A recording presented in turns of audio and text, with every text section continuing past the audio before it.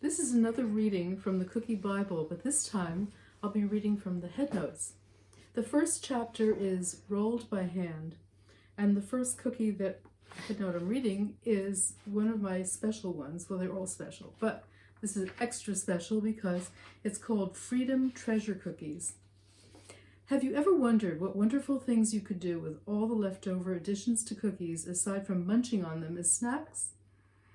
This is a base recipe for rolled or dropped cookies with which you can build and create your own favorite cookies using a mixture of those treasures. Here are guidelines for baking temperature and range of additions that will give you the freedom to make your own dream cookies. Next up, lemon lumpies. My dear friend Annie Baker sells wonderful, quote, cookie dough cookies, crunchy on the outside and chewy and doughy on the inside, at Napa farmers markets and online at anniethebaker.com. When I stopped in the Bay Area while promoting my book, Rose's Heavenly Cakes, she gifted me with a bag of her famous cookies for the road. Of course, her recipe is top secret, as her vast array of cookie dough cookies are her claim to fame. Here is my version. The candied lemon peel adds a sparkly counterpoint to the sweetness of the white chocolate. You can use this recipe as a base for any number of variations. And next, the Tahini crisps, 2 different versions. These cookies are crisp and amazingly light and tender with an appealing, addictive sesame flavor.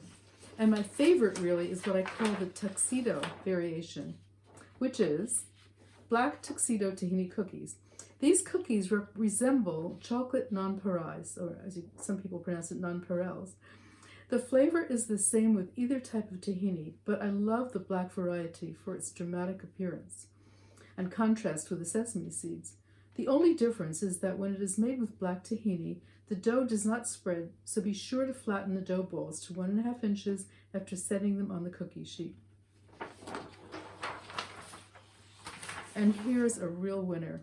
Caramel surprise snickerdoodles. When my pastry chef friend Miro Uskokovic served these at Gramercy Tavern, I was charmed by the unexpected flow of extraordinary bourbon caramel inside the cookies.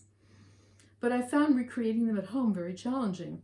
Finally, after countless tries with the caramel escaping through cracks in the dough and losing its consistency within, I tried one more thing, rolling his dough very thin so that the cookies baked up crisp, and sandwiching them with a thin layer of chewy caramel. It's a labor of love to shape the dough and make the caramel, but oh, so worth it.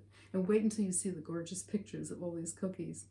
Thank you all for doing so many likes on the first 2 readings.